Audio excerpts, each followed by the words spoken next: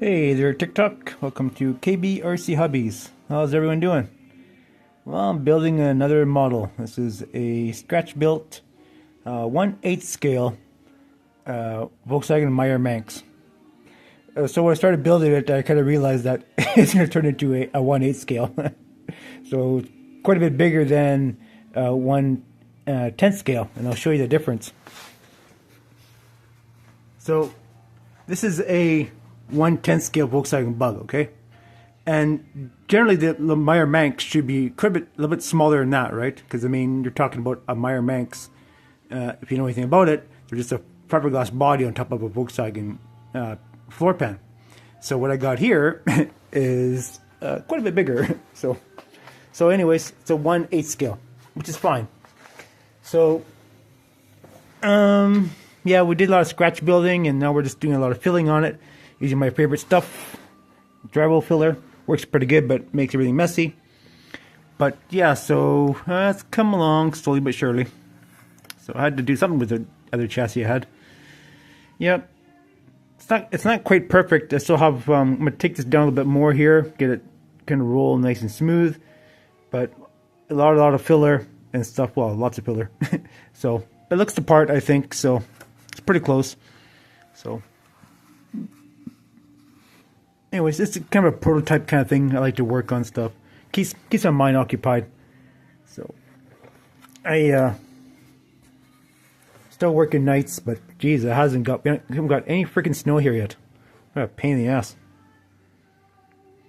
But yeah, so. But yeah, so there you have it. So the wheels are kind of small. I want to get some different wheels for it. So they look kind of crap. They're too small and they're the wrong style.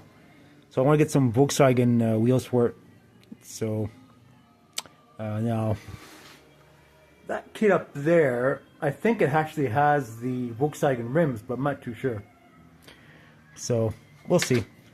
But if it has the correct Volkswagen rims, I like to change them out and put the correct Volkswagen wheels on here. Or find some other wheels I can find on Amazon with tires that give them the correct height and the correct width and everything, and put some big boots on the back, similar to what's on the Baja Bugs up there. Because most of these had big wide tires. We're not quite done this yet here. We still have to do. I got filler on my hands now. Damn it. There's a filler piece that goes in here. So it takes up a little gap in there. I just finished working on putting filler on this, and I got filler on my hands. Damn it. So anyways, yeah, it's not the cleanest thing to do. But yeah, so it's coming there. It's getting there and doing stuff with that. But you know, it is what it is, and it's kind of a labor of love. Not everyone's going to do this. It's kind of a pain in the ass. It's like the reverse of 3D printing. I like to maybe get a 3D printer in the future. And then we can get away from doing this kind of shit and just kind of print out a nice, decent body and continue with building, well, whatever, chassis and stuff like that. But I don't know. I'm not very interested really in getting a 3D printer. But I mean, what other option is there? I mean, do you go out and contract someone to build you a body, or buy one and it's going to cost you $500 for a body? I mean, you can go buy a fiberglass body like this in actually 1/1 scale for $500. So I mean, it's just one of those things, right? But anyways, it is labor of love, and we still have to add on the motor, build that possibly. But I want to try to get most of it fabricated and filled up. Well, now it's just filling. That's all there is pretty much to do with it. Let's see, put in the light here. There you go. There you go. I got some light now. Yay! So yeah, lots of filling. It's funny when I built this thing, when I was building it, had like lots of little problems and stuff like that, right? When I was building it, put together. But when I start putting filler on it, it fills in all the nightmare issues. And you kind of go with the Dremel, and you Dremel a little bit out here and there and make it look pretty. So hopefully TikTok don't ban me for having Queen in the background playing. So yeah, and the thing is, if you don't know or do know anything about body filler and stuff like that, like many body filler like Bondo and such, they have different colors, and you can do the same thing with this. It's kind of nice to see when you sand it off to see where the spots where the filler filled and where it didn't fill, and I like to interchange the colors. And what I do is I use acrylic. Well, this is the drywall filler is water based, and also I like to use you can use ink dyes if you want, but I like to use regular craft acrylic paint. It's up there.